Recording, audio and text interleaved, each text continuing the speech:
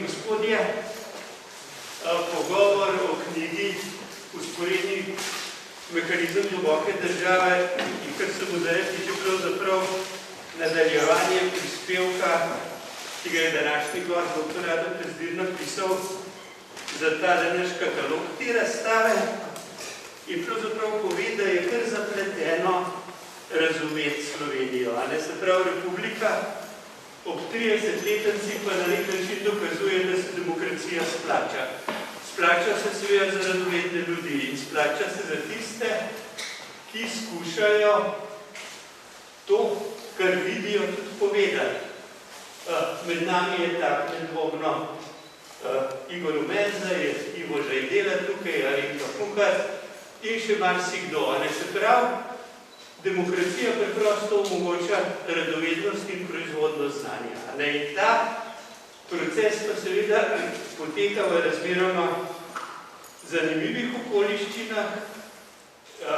Če pogledamo dolgoročne procese, lahko na primer v armenskem genocidu vidimo, da še po več kot 100 letih imaš nekatere, ki ga zanikajo, druge, ki ga priznajo, ampak že kar nekaj desetletij je, kar ljudem, ki ga zanikajo, svetujejo, da to ni zelo pametno, da bi ga zanikali.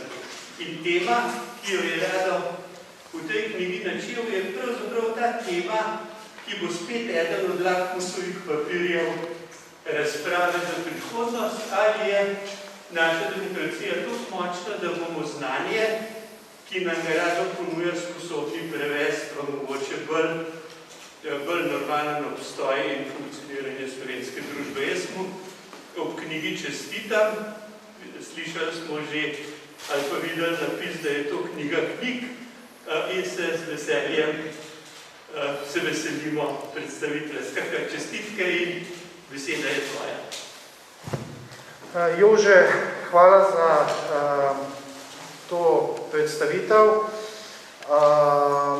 Hvala tudi za možnost, da knjigo predstavljam v Muzeju novejše zgodovine. To vsekakor, kar je narejeno, to delo, ki je narejeno, spada seveda v novejšo zgodovino, ampak tudi v sodobnost, ki jo danes živimo, in vsekakor je in na pravem mestu in ta element predstavitve, prve predstavitve v teh prostorih seveda razumem kot nekaj, kar daje smisel mojemu raziskovalnemu delu v tem kontekstu, da se vendar neko znanje, ki sem ga pridobil, ki sem ga najdel, začenja kontekstualizirati v našo zgodovino in našo interpretacijo sodobnosti. Jaz sem za vas danes naredil eno krajšo predstavitev, zelo hvaležen sem, da ste prišli obeležiti tole uradno rojstvo moje knjige, ki je nastajalo kar nekaj let in kar čez nekaj preiskovalnih komisij Državnega zbora. Tole je ena naivna verzija Rada Pezdirja iz leta 2008, ki je napisal knjigo o slovenski tranziciji od Kardelja do tajkunov, kot en priden ekonomist, akademski ekonomist, ki zbira podatke in analizira fenomene tranzicije. Tranzicija je pa nekaj, kar smo vsi ekonomisti radi delali, ne glede na to, kakšno ideološko pozicijo smo zavzemali v tem svetu. Ampak tale knjiga je bila ekstremno naivna in je bila več ali manj akademski pluralizem, ki je pokazal, da zadeve v Sloveniji ne delujejo. Na noben način pa tale varianta, tale inačica Rada Pezdirja ni mogla ugotoviti, kaj dejansko se dogaja v našem svetu, v naši družbi in naši ekonomiji. Tole je postarana različica Rada Pezdirja čez 13 let, potem, ko je išla knjiga Usporedni mehanizem. Vmes sem postal malo bolj ciničen, za več kritične distance do sveta, predvsem pa za več vedenja o tem, kaj se dogaja. Med letom 2008 in 2013 se je zelo veliko zgodilo. Tam nekje leta 2012 sem aktivno vstopil v politiko v smislu podpore neke stranke, ki danes več ne obstaja, razmišljujoč, da je to eden načinov, da se v državi uvedejo reforme. Ni minili 3 mesece, stranka je postala plen interesnih skupin in omrežij in je naredila popoln političen kaos in kolaps. V tistem trenutku se je zgodilo še nekaj, začel sem razumevati, da je korupcija tako močna, da pokvari naravo še tako trdnega in srčnega človeka v nekaj dneh. In sem poskusil jeti v nek tak bizaren boj proti korupciji in dobil zelo močno po glavi. To me je začelo navajati na vprašanje, s kom se sploh borimo, s kom imamo v tej družbi upravka, kaj pravzaprav so ta omrežja, ki obstajajo v naši državi, kako poslujejo, kako so nastala, in sem začel preiskovati. In to preiskovanje, v prologu sem napisal daljšo verzijo tele osebne transformacije, ki sem jo doživljal in ki me je pripeljala do preiskovanja. Tokrat naj samo povem, da tisto, kar sem začel delati, je pregledovati lastniške strukture največjih slovenskih podjetij in njihove poslovne povezave. In sem se začel s tem premikati v zgodovino. Bolj sem se premikal v zgodovino, bolj mi je postajal jasen en vzorec oziroma nek skupen imenovalec, da so vsa ta podjetja, ki so začela tvoriti omrežje, imela v zgodnji fazi tranzicije v sebi prisotne neke tuje lastnike, ki so pravzaprav domači lastniki, in tam so bile tudi neke tuja offshore podjetja, ki je bilo jasno, da obstajajo samo zato, da so lastniško vključena v slovenska podjetja. Kaj sem si zastavil novo raziskovalno vprašanje v dobro, kdaj so pa prvič šli v offshore podjetja naši omrežniki. Zelo hitro sem ugotovil, da je to zgodba 80 let prejšnjega stoletja. Ampak tam sem naletel na en zid. Namreč baze podatkov, javno dostopne baze podatkov, toliko daleč ne beležijo, toliko natančno, da bi si pojasnil, kaj zdaj to je, kdo je ustanavljal prvi podjetja v davčnih oazah in zakaj je bilo to pomembno. Nek dan me je spreletel, pojmo v arhiv Udbe, dvignem telefon, pokličam Leljaka in ga vprašam, a je tam kaj iz ekonomije. Prav, ja, jaz tega ne delam, ampak ba je, da je, pridem tja, se posvetujemo v arhivu, skrbnik gradiva, tega famoznega udbovskega fonda 1931, mi reče, ti nekaj pa imamo. Jaz naročim, čez 14 dni v Staresoč in potem pričakovam, pridem pogledati, kaj sem dobil. Odprem prvo stran, na prvi strani mi piše, da je Niko Kavčič v imenu Uprave državne varnosti leta 1951 v Duzu Lichtensteinu inkorporiral podjetje Holkomerc v Duzu. Potem naprej je bila ekstremna bomba mojega raziskovanja, ki je postalo manično. Je praktično bilo 24/7. Ampak naletel sem spet na eno oviro. To je bila predzgodba. Kaj pa zgodba? Kaj pa tranzicija? Kaj pa današnjost? In splet srečnih okoliščin je pripeljal do tega, da me je Matej Tonin vprašal, če bi jaz sodeloval na preiskovalni komisiji, ki jo je vodil Anže Logar. Sem rekel, ja, gremo poiskati bančne posle od prve sanacije leta 97 dalje. No in tam se pa zgodba sestavlja dokončno. In to zgodbo in zgodbice vsemu imate v knjigi kar lepo popisane. Knjigo začnem z iransko zgodbo. Pranje milijardnega denarja v Novi Ljubljanski banki. Dva razloga sta bila, da sem to napisal in dal na začetek. Prvi razlog je, želim, da imate kompletno sliko tega, kar je javno in kar je lahko javno. Jaz obveščevalnih informacij in strogo zaupnih informacij nisem mogel knjigo dajati, ampak verjamete mi, to je že sama po sebi, knjiga je dovolj dramatična, še tisto okoli, kar pač ne morem objaviti, samo še utrdi to norost, v kateri bivam.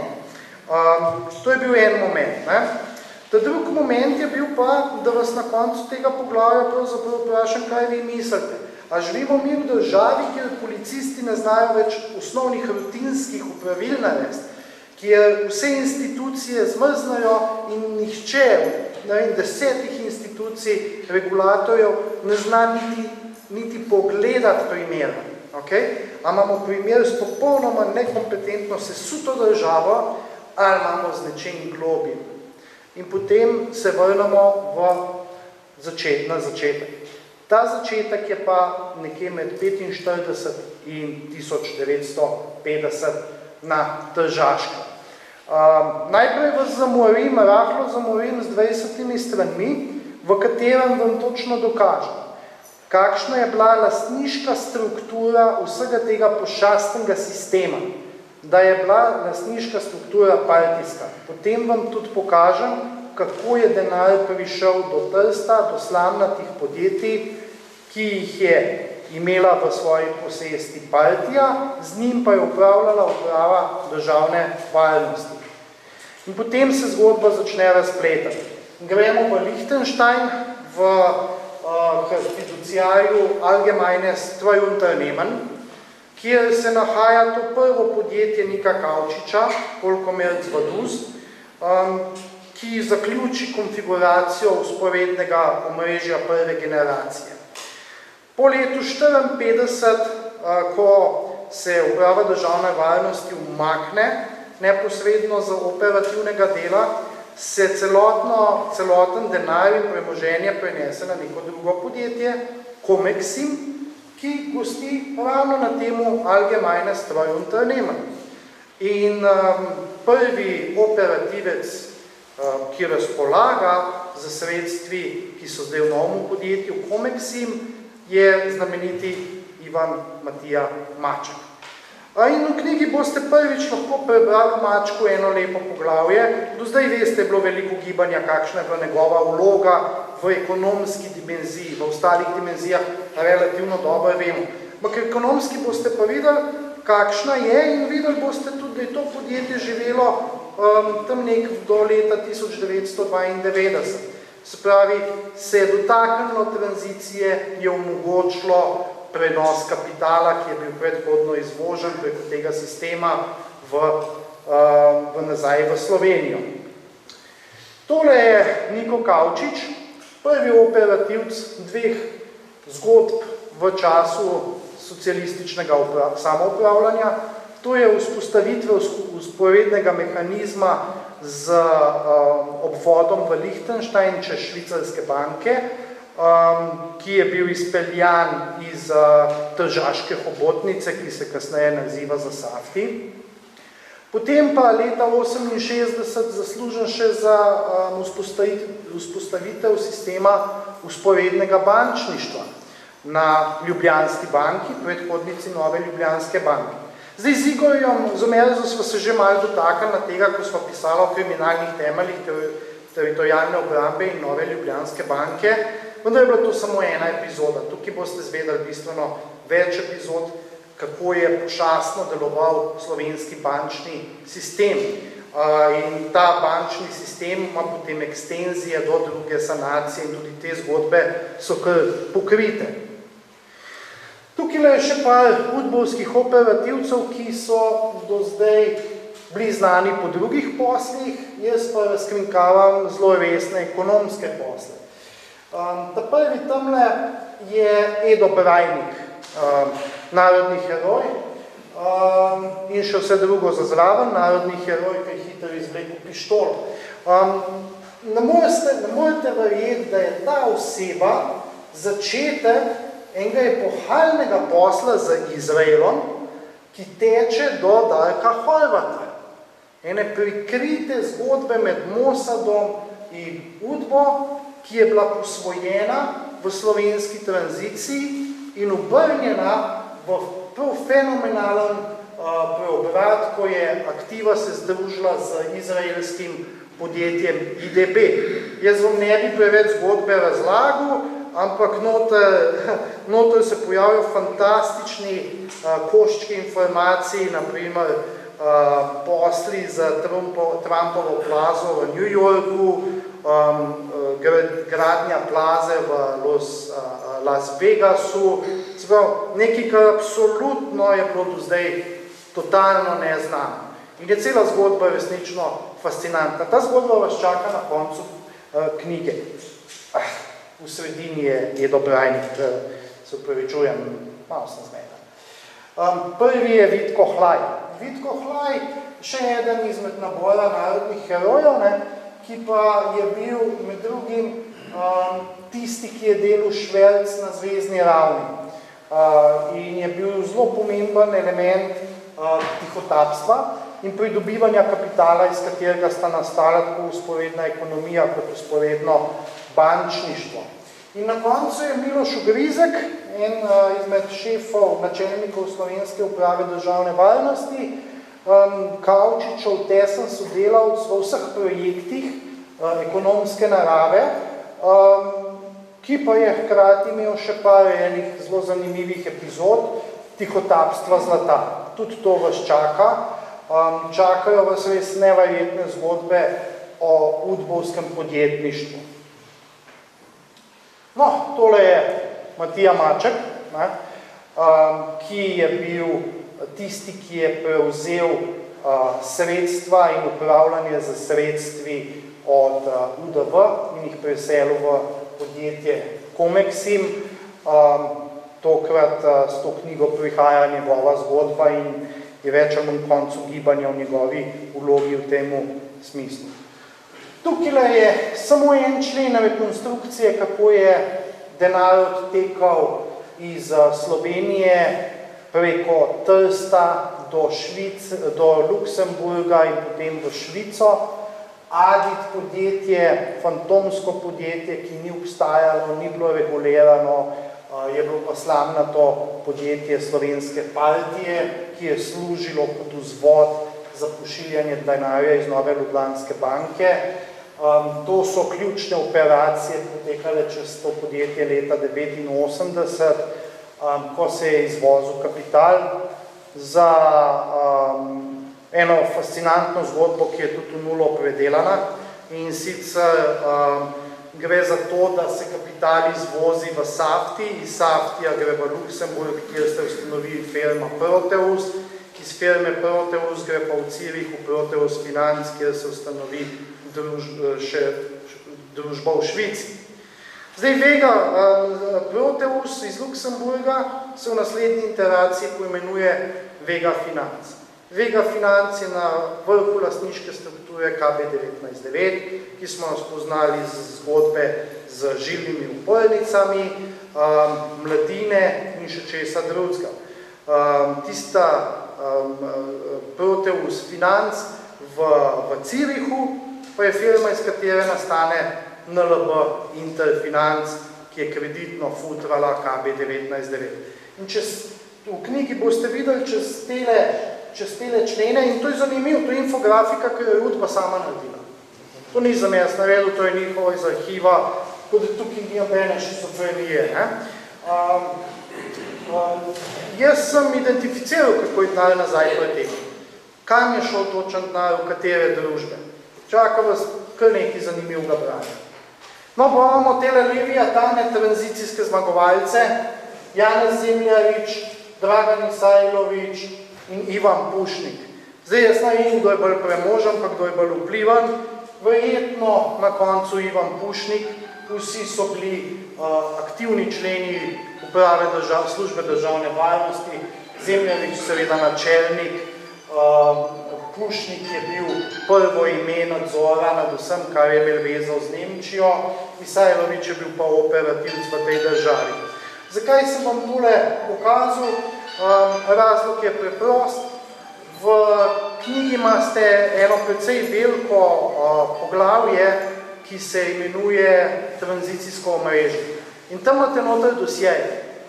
Tam boste noter prebrali prvič lahko posle, zbrana dela, poslovna zbrana dela od teh treh likov, pa še več. Miloša Kovačiča, kako je posloval v Sovjetski zvezi, noter imate prve Škrabčeve milijone, noter imate, če se spomnite, Petra Rigla iz LDS, kompletno pokrito zgodbo, neverjetno fascinantna zgodba, resnično, s kom je on vse delal. Potem imate vire službe državne varnosti, ki so se razpršili po različnih podjetjih. Naprimer, če se spomnite Končnika, šefa Soda, takrat v bitki Interbil pivovarna Laško za pivovarno Union, ko je naredil neko solo akcijo, no, on je bil vir službe državne varnosti. Teh virov sem identificiral še precej v tranzicijskih firmah, kot so Gorenje, Lek in tako dalje. Sprav, čakajo vas kar zajetni dosjeji na razkritja poslovanja teh fantov.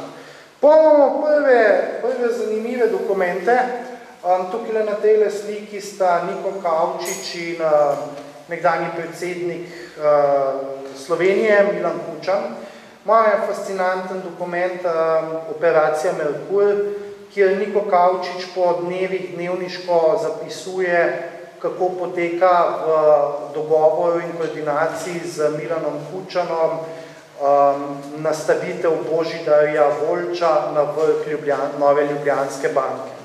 Da ne bo kakšne pomote, predsednik države nima nobene vloge pri postavitvi kogarkoli v kateremkoli državnem podjetju. V tistem času je bila seveda Nova Ljubljanska banka v lasti države, to je tudi obdobje sanacije, prve sanacije, in v tistem obdobju sta bila samo dve osebi, ki sta lahko regulirala kadrovanje na tej banki. Ena oseba je bila seveda Janez Drnovšek kot predsednik vlade, torej skupščine Nove Ljubljanske banke, ta druga pa France Arhar, ki je bil guverner Banke Slovenije. Niko Kavčič detaljno opiše, kako sta z Milanom Kučanom zaobšla vse institucionalne vzvode in na kakšen način in s pomočjo katerih ljudi sta omogočila ustoličenje Božidarja Volča na vrh Nove Ljubljanske banke. Seveda, pomembno izhodišče je bilo, da je takrat Božidar Volč prihajal iz partizanske družine, ki jo je partija odobravala. In te zgodbe torej z dokumentacijo grejo ven iz domene domišljije in postajajo realnost in vam kažejo, kako se je vpliv izvršval.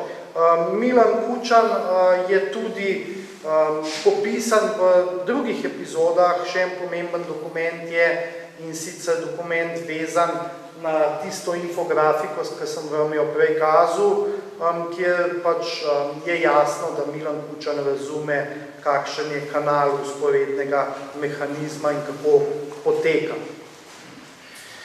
Potem gremo na nekaj bančnih podružnic, ki so najbolj zanimive in vezano na vzporedne posle. Zelo detaljno analiziram LHB Frankfurt. Še iz obdobja, ko je bil en predhoden korak in to je Kredex München. In noter so pokrite in udbovske zgodbe in zgodbe, ki tečajo do sedanjosti. Meni je ta infografika zanimiva, ker tole kaže hčerinske firme od LHB-ja. Se pravi, LHB je bil sam po sebi ena velika hobotnica. Če smo mislili, da je bil NLB hobotnica s svojimi predstavništvi, vajte, Frankfurtu je bila LHB res divja zgodba. In LHB zgodbe so neverjetne od samega začetka do konca. Imate zgodbe, kako so podkupovali nemškega finančnega ministra, ga gostili v Dubrovniku, pa lobirali, kako so izkoriščali to, da so Jugoslovani albanske nacionalnosti odpirali tekoče račune na LHB-ju, polagali kaj denar, potem pa so seveda, ker so račun odprli, pustili tam tudi svoje podatke. Te podatke je LHB predala zvezni udbi, zvezna udba je šla na naslove in te ljudi postrelila. Do seveda zgodb, ki so vezane na pranje denarja, financiranja kriminalne dejavnosti v sodobnosti. Tole je LHB-ju noter bilo. Milo Đukanović, predsednik,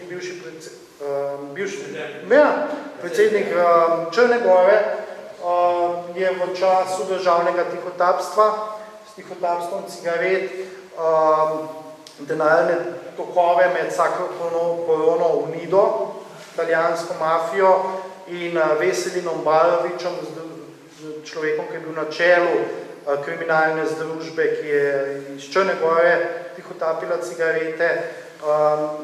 Ta denar iz te transakcije so ga polagali na računu odprtemu pa LHB. Še več, ko je bilo toliko denarja iz tihotapstva, so tam ustanovili v Črni Gori prvo banko Crne Gore, ki je bila lastniško povezana preko brata in sestre Mila Đukanovića z družino Đukanović. In noter je LHB služila kot nekdo, ki stabilizira banko, takrat, ko pride v neke neugodne tržne pozicije. Zanimiv vam bo po moje brati o Kazimirju Živku Preglu kot direktorju uprave te kriminalne banke v Črni Gori. Zraven je narkokralj, kralj kokaina na Balkanu, Darko Šarić. Darko Šarić je prav denar v dveh čevinskih firmah Nove Ljubljanske banke, v Beogradu in v Novem Sadu. Tudi te zgodbe imate popisane, kako se je tam denar uprav, brez kakršnega problema, kako so prišli za kovčki denarja, tam cel popoldne tisti denar štel in ga potem naložili na poseben račun, s katerega so financirali odkupe v srbski privatizaciji. Ko je Šarić bil zaprt, se je to sesul in zgodbe so prišle ven. Ampak to je vse del istega pošastnega sistema. Tukaj nimam slike človeka, ki je bil neke vrste glavni ekonomist Ulčinskega klana, ki ga je NLB Interfinanc financirala v višini 83 milijonov evrov. Te 83 milijonov evrov je šlo v odpis. To je bil tako imenovan Peconi. Njega so, tudi imate zanimivo zgodbo, mi smo direktorja upravnega odbora NLB Interfinanc Gorazda Jančarja zaslišvali v zvezi s tem, kako je možno, da daješ kredite organiziranemu kriminalu v Srbiji, ki je bil toliko predrzen, da je bil soorganizator atentata na Đinđića. In ta človek je bil 2 meseca, preden smo te mi zaslišali, sred Beograda, Avstralija. Pač atentat, klasičen atentat, črnogorska mafija je pošla v Beograd in človeka ustrelila. Človek je preživel. Ampak na odgovor na vprašanje, kako lahko financiraš človeka, ki je umešan v mestne streljačine zaradi kriminala, je bil frapanten. On je rekel, v Srbiji tudi koga ustrelijo. To pomeni, da je bil ta Interfinanc, ki je bil del vzporednega mehanizma, ki je bil narejen preko izvoza kapitala Adic, Safti, Luksemburg, ki je bil del tega, kar je KB19-9. Ni imel nobenih zadržkov financirati najhujše kriminalce in to jih financirati na način, da se krediti nikoli niso vračali. Sprav, nepovratni krediti. V NLB Interfinanc imate celotno zgodbo od ustanovitve te pošasti preko tranzicije do danes.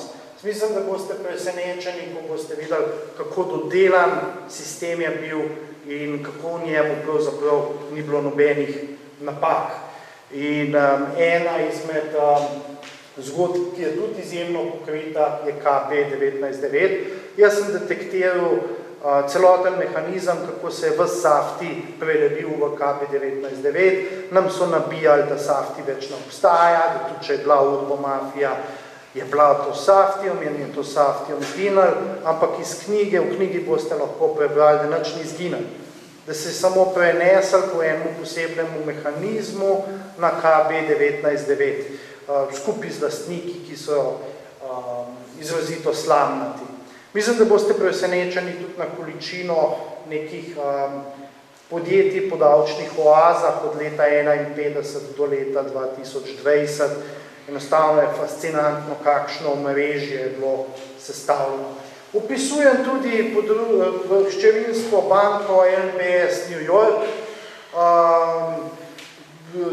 ne samo zgodbo o pranju denarja, ki se je zgodila tam v ZDA, ki je bila enostavno kolosalna in ki je bila izvedena z sodelavci službe državne varnosti, v kateri je bila spet Ljubljanska banka ključen element, ampak opisujem tudi, kakšne posle so tam noter vodili. To mislim, da je sploh prvič, da boste lahko brali. Povzel sem tudi mnenje ameriškega regulatorja, ki je to banko opisal kot svinjak. Dobesedno kot svinjak, pač tam ni delovalo nič, to ni bila banka, v nobenemu bančnemu predpisu to ni delovalo, to je bilo, kot da bi imeli tam omare z denarjem, pa kdo pride mu ga dajo. Absurdno. Mimogrede, noter imate še precej zgodb vezanih na Miloševićev izvoz kapitala in kako so naši igrali igro za njimi. Popisujem vam zgodbo o fantomski Euro-Axis banki v Moskvi, ki jo je med drugim tudi, ne vem, kje zostane še za brati, ampak materijala je veliko. Zaključuje se za Faktor banko, eno najbolj pošastnih oblik bančne pravne osebe v tej državi. Tole je ta druga generacija lastnikov Faktor banke, prva je tudi opisana zelo podrobno. Vsak krak je posebej opisan, pa kakšne zgodbe se za tem skrivajo. In iz Faktor banke grem potem proti glavnemu igralcu, ki je zame v Faktor banki pomemben, to je Darko Horvat z Aktivo in s tistim neverjetno pošastnim poslom, ki sem ga omenil na začetku, ki se je začel na relaciji Mossad-Udba leta 1945 in preživel do praktično včeraj. Zgodba, ki je zame filmska. Vem, da sva z Igorjem najdla to dokumentacijo v Arhivu Republike Slovenije in da se nam je zdela enostavno fantastična zgodba za posnet hollywoodski film. Tole je eden izmed dveh lastniških, to je eden od dveh presekov v času, kar se tiče lastniške strukture Aktive. Če ste mislili do zdaj, da je bil Darko Horvat na vrhu, ste se zmotili, ta zgodba je bistveno hujša, kot bi si mislili. Noter so seveda izraelske družine. Meni se zdi zanimiv, da denar iz teh usporednih mehanizmov ni stekal samo po Lichtensteinu, Luksemburgu, Švici, etc., ampak očitno tudi v neki spregi z Izraelci po Izraelu. Na koncu vas čaka 10 strani enega krajšega uvoda in dokumentacijska priloga. V tistem krajšem uvodu vam razložim, kateri dokumenti so v knjigi in zakaj so pomembni. Mislim, da so dokumenti res fantastična bomba, ki jo pač več ne moreš zanikati, ker so to njihovi dokumenti. Med drugim boste prvič imeli priliko prečitati celo poslovno poročilo Kavčičevega ekonomskega oddelka Uprave državne varnosti. In ilegalne in legalne posle, in kako poslujejo, in kje imajo podjetja, in kako z njimi upravljajo. To je tako, kot da bi danes šel na iPad pa poročilo Gorenja vzel pa ga bral, ampak imate pa nekaj bistveno bolj fenomenalnega, prav Udba napiše poslovno poročilo. In to je, če sem realen, unikum v svetovnem merilu, kjer nismo do zdaj videli objave na celem svetu nobenega ekonomskega obveščevalnega poročila, nobene obveščevalne službe, ne demokratične, ne totalitarne, kot je bila Udba. Niko Kavč izgleda sicer kot velik mahar, ne? Ampak to je sistem, ki ga je treba nekako z gnusom zavrniti, ker je bil prikrit, ni bil transparenten in je omogočil obogatitev zgolj omrežju. Po drugi strani pa ta veliki operativci naredil par velikih napak, ko je leta 1951 inkorporiral podjetje v Lichtensteinu, ni dojel, da je za partnerja v podjetju vzel švicarskega državljana, ki mu je sicer zagotavljal šverc cigaret, ampak hkrati je bil pa ta švicarski državljan na zvezi Stasija. In Stasi in KGB sta enostavno razumeli, kaj dela Udba v Lichtensteinu. To je bil veliki fopa velikega obveščevalca Nika Kavčiča. Jaz sem s tem krajšo predstavitev končal. Kot rečeno, ne bi vam zdaj čist vsega razložil, zaradi tega, kam mora kaj zabrat ostati, ne? Ampak zagotavljam vam pa, da bo kar precej zanimivega branja in kar precej novih zadev, ki vam bojo današnjo realnost mogoče omogočali videti na bolj resničen način. In jaz bi na tej točki zaključil in z veseljem vzel kakšno vprašanje ali pa kakšno misel ali pa komentar. Hvala.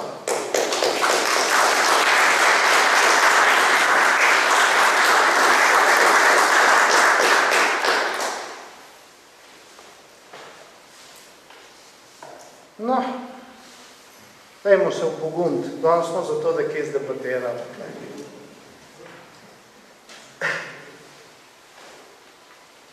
Kje se danes, recimo, v katerih poslih se danes nahajajo ta sredstva, v katerih strukturah so danes sredstva, ki jih zgodovinsko predstavljate? Zelo dobro vprašanje. Jaz sem uspel detektirati celotno pot gotovine prek transakcijskih računov in tudi v knjigi zapisal, v kateri banki bi se to zdaj nahajali. Zdaj, naprimer, Nemci so imeli 2 preiskovalni komisiji, na katerih so ugotavljali poti denarja Stasija in so ga detektirali in potem so Nemci dejansko v dogovoru v Švicari ta denar dobili nazaj. Se pravi, dobra ideja je, ne, boste videli rekonstrukcijo, kje denar je, na kateri banki. Zdaj, vprašanje imamo politično moč, ne, da rečemo, da je to pač bil družben denar, ne, pred privatizacijo ustvarjen, se pravi, da se lahko vrne nazaj v sistem. Ne. Zdaj, kje pa potekajo posli iz tega vzporedenega mehanizma? Še to moram povedati. Moj vir, ki ga imam, mi poznate stare strukture, je povedal, da je dejansko ta denar tam še je in da je pač na račun na kodo na prenositelja. In je tudi omenil 2 osebi, ki ne bi bile tiste, ki upravljata s tem denarjem. Jaz sem to v knjigi samo navrgel, tega ne jemljem kot dejstvo, ker dokler jaz nimam dokumentacije, tega ne pišem, lahko je tudi bolesna fantazija. Ne? Tako da tisto, kar jaz resno lahko potrdim, je, na kateri banki bi to danes bilo, če je bilo v tistem mehanizmu, ki je detektiran.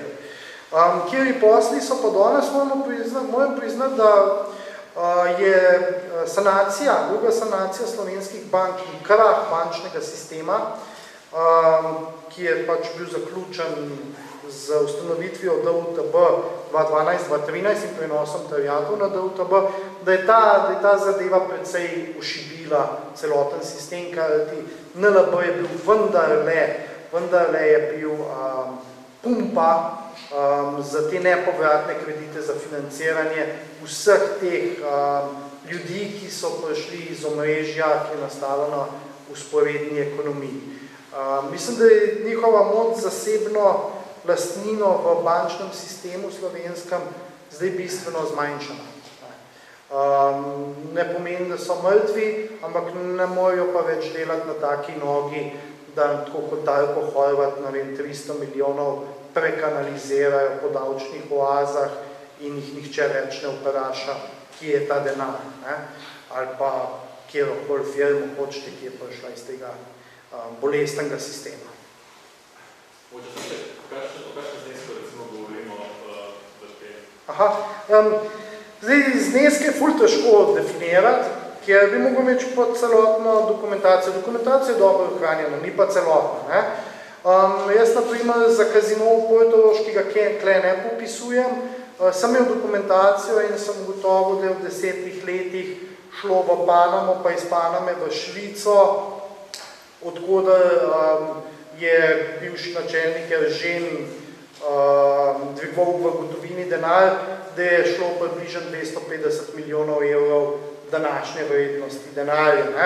Zdaj, v Gorici, igralnici je bilo podoben mehanizem na delu, nima pa dokumentacije, da bi vedel, se pravi, ampak recimo, da bi tudi nekaj takega šlo skozi. Zdaj, poanta predvsem v tej zgodbi v vzporednem mehanizmu pa ni to, koliko je šlo denarja ven, koliko je to, da je imela partija in kasneje reformirana partija vedno na voljo gumb, na katerega je pritisnila, ko je prišlo do problema. Ko je prišlo v Trstu do problema, so pritisnili na gumb in vzporedni mehanizem naredili in je denar cirkuliral. Ko je bilo treba vzpostaviti bančni sistem, pa ga speljati po kanalih vzporedne ekonomije, so spet lahko pritisnili na en gumb. Ko je bila ključna operacija v igri, se pravi regeneracija moči po padcu Berlinskega zidu, je partija lahko pritisnila na gumb, se je denar sprožil iz Ljubljanske banke v kanal Adit, Italija, Švica, Luksemburg in denar je lahko prišel nazaj. To je tisto bistveno spoznanje, da so naredili en sistem, ki je bil zelo dobro prikrit, anonimiziran, z slamnatimi lastništvi in ki je lahko zagotavljal obstoj omrežij na oblasti. In da je bilo to stabilno leta in leta in nerazkrito, to je tisto, kar je fenomenalno. To je tisto, kar se ne sliši neskromno, ampak mislim, da je prispel k razumevanju slovenske sodobne zgodovine, da smo imeli upravka za vzporednim sistemom. In ta vzporedni sistem je edini, ki lahko jasno pojasni, zakaj taka tranzicija, kot je bila. Zakaj so bili eni zmagovalci, ne pa drugi. Zakaj ni pomagali, ni bilo ameriške zgodbe o uspehu, zelo malih je bilo, da nek podjetnik iz nule štarta in zmaga v slovenski tranziciji. Janez Zemljarič pa zmaga v slovenski tranziciji. Pa ni nič bolj inteligenten kot XY v tej državi, ki je mogel na kolenih prositi Novo Ljubljansko banko za kredit, ki ga ni dobil na koncu, medtem, ko so te fante dobesedno polivali z denarjem, z slapovi denarjem. Jaz se spet malo razburil. Se znam še bolj. To funkcionira, no? Ste na popolnoma enak način. Ja, edino v Šibila se je moč, ker so zgubili banke z bančno implozijo, ki se je zgodila pač leta 2012. Te kanali so pa še vedno živi. Zdaj, pač, midva imava eno domačo nalogo še v zvezi s preiskovalkami, to je financiranje enega tednika preko enih umestniških podjetij iz medicinskega sektorja, tako da nava kle preveč razlagala, ampak je še živo, ti fanti še delujejo po teh povezavah, ni pa te več reda jakosti milijard, ker je pač bančni sistem kolapsiran. Ja. se kjerkoli tle biti, recimo, kakšen denar, da je prišel nekak do novih stran, po levih stran, recimo, pozitivne Slovenije, pa tako naprej. Ne. Brez članstva denarja, skokaj nekaj za vse. Lej, je definitivno... Lej, vprašanje za $1 milijon je zdaj, ne, če smo že dokazali... Ne, tega dejansko ni videti v dokumentaciji. Zdaj, dokumentacija vezana na Casino Portorož kaže, da je bilo tam neko prikrito financiranje predsedniške kampanje Milana Kučana, ne? Ampak tega jaz ne obdelujem, ampak ta dokumentacija, posebej kriminalistična dokumentacija, to kaže. Ne vem, zakaj potem ni bilo sprocesirana dokumentacija, Sove kaže še na neka druga imena, takratnega Visa, ne? Moč tega ne morem zdaj izreči na noben način. Ne? Je pa zagotovo, če smo zdaj ugotovili, da je usporedni mehanizem v ekonomskem podsistemu obstajal, ne? Naslednje raziskovalno vprašanje za nekoga iz politoloških vod ugotoviti ravno to, ne? Ali je ta denar, ne, zalil politične stranke, ali je financiral kampanje, ne? Ali je bil to denar samo iz omrežja, pa je pol iz omrežja prišlo do denarnega toka, do financiranja političnih kampanj. Ne? Mislim, to vprašanje zdaj je rata legit. Ja. Vprašanje glede na to, da smo podjetni, ne sem princep. Pa do takrat v bistvu smo v skupni državi, ker bo še 6 republik, se pravi še 6 usporednih, pa oziroma enot te državne vlasti, ne? In mi recimo smo tako delali, ne? Kako ostali, ne? Se ti se znal v bistvu ostali, Hrvate, Srbe, Posance, ne vem. Kako ostali delali, so se čvarkali, da se stanko, so se bili konkurenca. Zdaj imamo začetne zgodbe, to boste tudi v knjigi videli, ne? Kjer naredi prav Vitko Hlaj, ki sem ga kazal prej na sliki, kot šef zveznega šverca sestanek z republiškimi udbami, ne? To je, mislim, da je leta 50, kjer poskušajo regulirati to dejavnost, definirati, da naprimer z narkotiki se ne ukvarjajo, da naj se to makedonska uprava državne varnosti ukvarja, da, kar se tiče cigaret, naj si ne delajo dumping republiške udbe na tujih trgih, naj si ne prevzemajo punktov poslovnih partnerjev po Italiji, kar ni bilo uspešno, ker vemo, že par mesecev kasneje so prišli resni spori med hrvaško in slovensko udbo. Tudi zaradi tega, ker je hrvaška udba hotela imeti svoj delež v Trstu pri švercu cigaret, ker jih je Slovence zelo motiv švercarski udbovski punkt Hrvatov na Rijeki pa na Golem otoku, ki jih tudi popisujem relativno natančno. Potem imamo pa naslednje zgodbe, ki jih pa jaz vem, ker sem hodil v arhivu Republike Hrvaške, tega pač ne pišem v knjigi, ker je vezana na Slovenijo. Tam je ekstra hobotnica imenovana Ina, posebej vsi njeni bolestni poganki po najrazličnejših davčnih oazah, na katero je zvezan tudi Petrol preko svojega podjetja, bivšega podjetja Cipet Oils. In glede noter boste eno fantastično zgodbo o Petrolovi investiciji v Albaniji lahko prebrali po korupciji albanskega vrha politike v navezavi z srbskimi tajkuni. Pa seveda v Srbiji imamo Genex, ne, ki pa je podaljšal korenine, ker v Srbiji pod Miloševićem ni bilo dejanskega preloma in so se njihovi udbovci kar enostavno v Miloševićeve udbovce prelevili in so nadaljevali z švercem vsega možnega, ravno tako kot Đukanović. Ne. Ampak nekaj pa treba povedati, ne, kar se tiče ekonomske dimenzije delovanje UDV in SDV, je bila pa Slovenija delač najmočnejša in delač najbolj fokusirana. Nobena republiška ali pa pokrajinska udba ni imela toliko močnega fokusa prav na ekonomijo in mislim, da je logično, zakaj je rabili so narediti usporedni mehanizem. Rabili so imeti to. Zato je bila res dobro vprašanje. Hvala.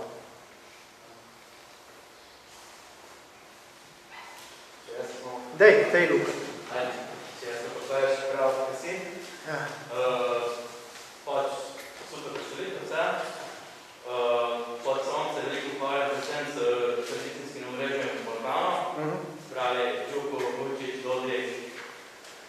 prevajali naše kekce. In tvoje vplive ravno mi je zdaj pokrilo vse. Pokrilo mi je to preteklost, ko se je začelo, pa zdaj se danes. Naprimer, ti zdaj tehniki, ki danes si je navrlo nekaj zgod, pa imela v ITD, naprimer Iran, to je prvi problem. Finta je v tem, da so konči so doprkove in se je celo operacija odkrila. Težava je v tem, da je cela operacija traži od 80 let, ko je prišel gospod veliki organski kralj, šefe, sami na Marin, in se v tem času ravno v 83 podzoj, ko se je prekinul 10 dni. Tukaj tudi jaz zelo cenim te srpske pa prevaške poslovnarje, doma reči srčno mnogo Milomo Brkič, in te večinoma vse dokazi položijo te finančne operacije Vučića, Đukanovića, iz to neverjetne. Finite v tem, ko se prej spraševal, kam je šel ta denar. Fanti so imeli samo to, prej cigaret, glave, zdaj so druge glave. In kaj se je zgodilo? Čas COVID-a, posel je tekal, čas COVID-a se je posvetilo to, tudi vidite zadnjih mesecih, to na tam. Mislim, ko se je tem leti dni na območju Balkana je šlo 400 razkritkov, šlo 50 ton droge. In so finančno ravno kolosijo, morali ti vam reči.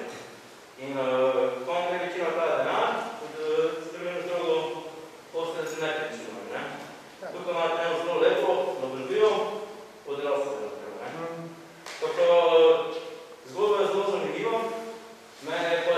Mene to tradicija ni zanimala ravno tako dolgo, ko sem počel delati. Na mnogo 24, pa me je potegnilo noter.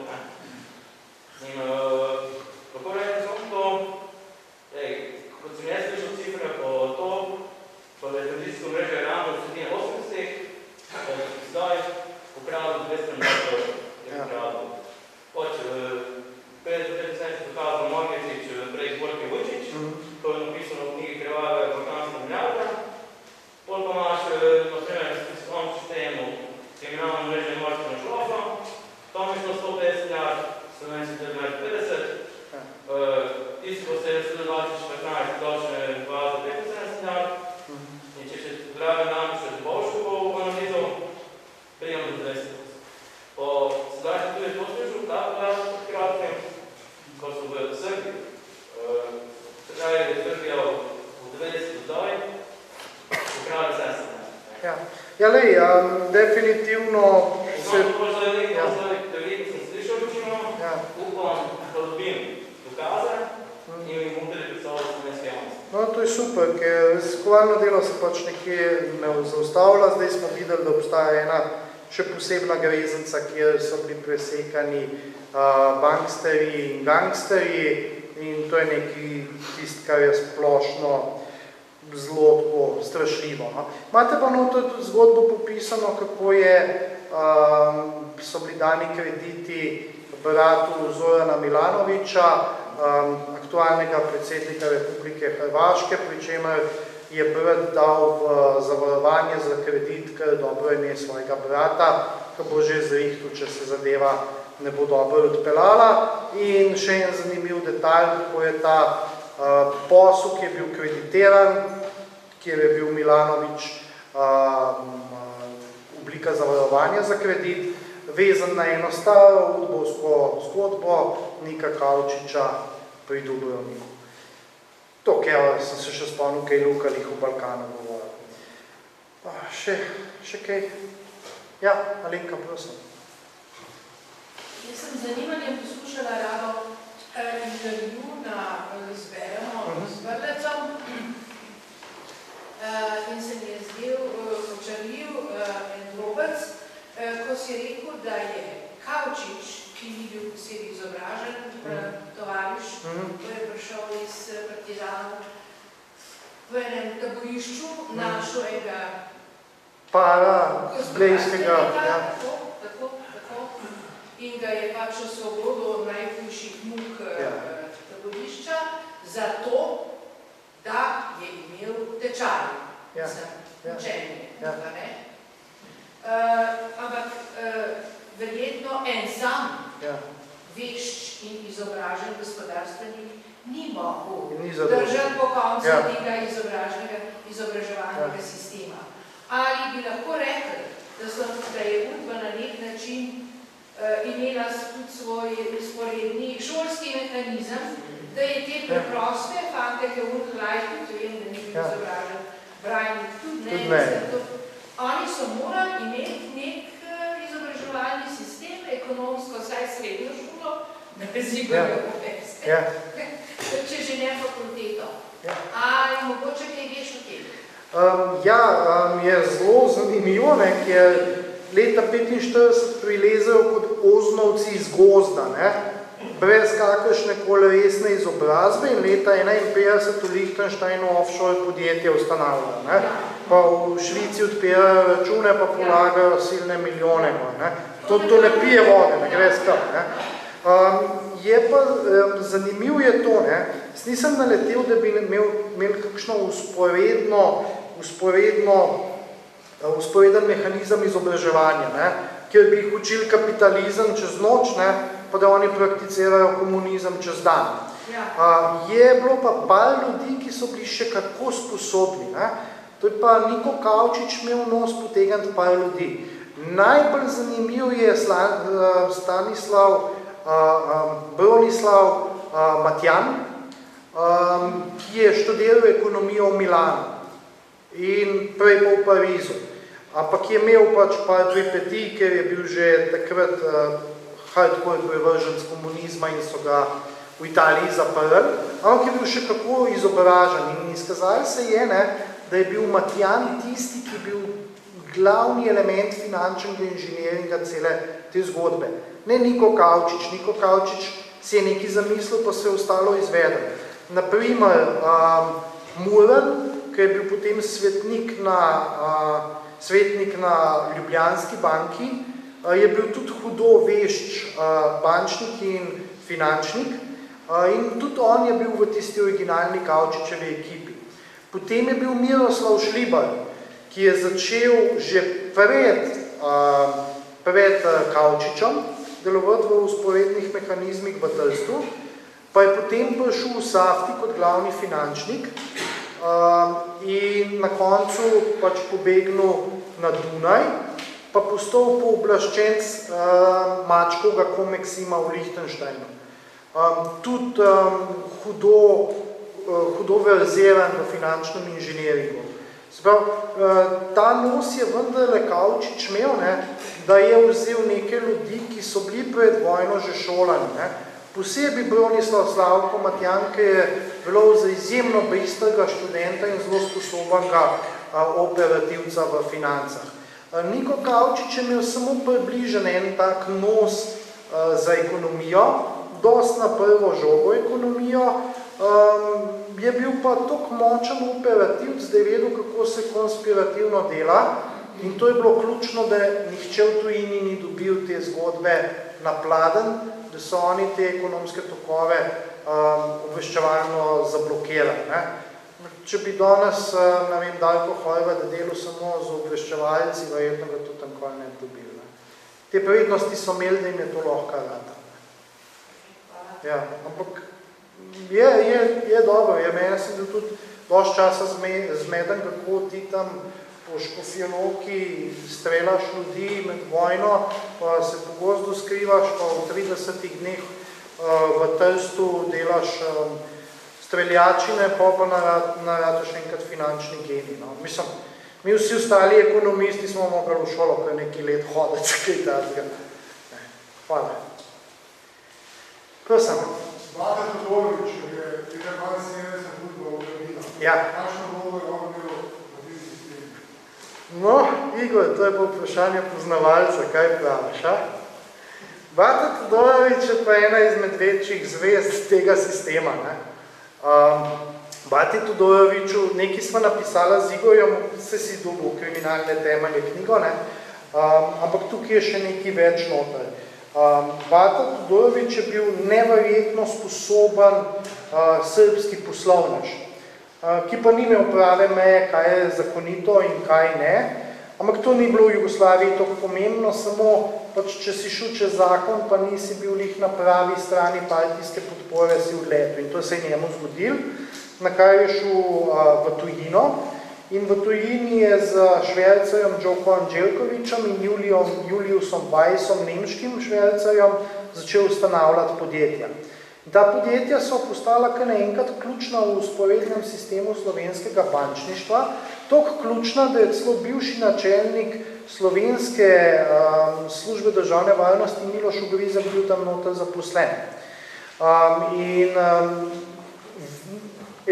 On je bil tisti, ki je za Kavčičevo Ljubljansko banko v Beogradu, tudi centralni banki Jugoslavije, izposloval kredite, s katerimi je potem Ljubljanska banka nadalje financirala vzporeden mehanizem in preko Švice in Lichtensteina odlivala denar na posebne separatne račune.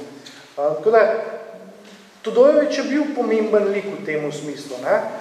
Tudi Todorović, Anđelković, Ugrizek in Kavčič so ustanovili eno svoje podjetje v Cugu, tako da so uporabili denar Ljubljanske banke, Ugrizek pa Kavčič, in tam poskusili delati prve banksterske posle.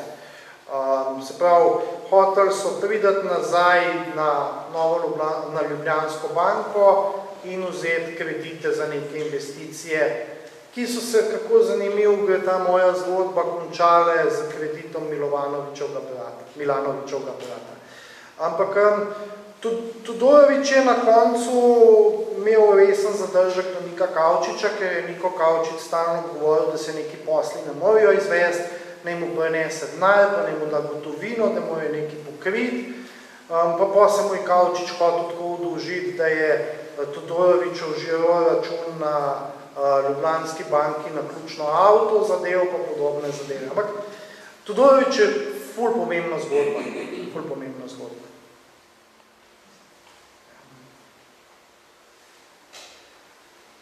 Kaj pa ta zadeva o Iranu, kakšne še želje, recimo, da je še kontakt v Iranu, tam recimo razisko zadeve? To bi bilo vrhunsko, ne? Samo ne to moji soprogi pa moji hčerki govoriti. Se mi zdaj do te faze zrovali, da grem v Iran raziskovati, kaj so naredili v Sloveniji. Ampak ja, to bi bilo vrhunsko. Ta zadeva je malo zastavljena. Ta zadeva je zastavljena in je zaključena, tako kot si ti že dolgo časa nazaj povedal, pa sem jaz intimno vedel, pa nisem hotel na glas izreči. Ampak to je pač globoka država dejansko presekala, spucala in je epiloga. Jaz mislim, da je najbolj tako, kot so ugotovili naši tožilci, Jaka Brezigar, pa NPU, da pač dajmo oglašovati slovenske banke v Iranu, da čez te banke pa lahko zlijete vas denar, kar ga imate na svetu. Če je to, ne, pa ajde. Izvoljno pa bodimo najbolj ugabna pralnica za vse kriminalice tega sveta. Ok, jaz se vam najlepši zahvaljujem, vem, da je danes dež, da je norost v tem mestu, kljub temu ste prišli. Najlepša hvala, ki ste bili z mano v trenutku rojstva te knjige. Hvala vam.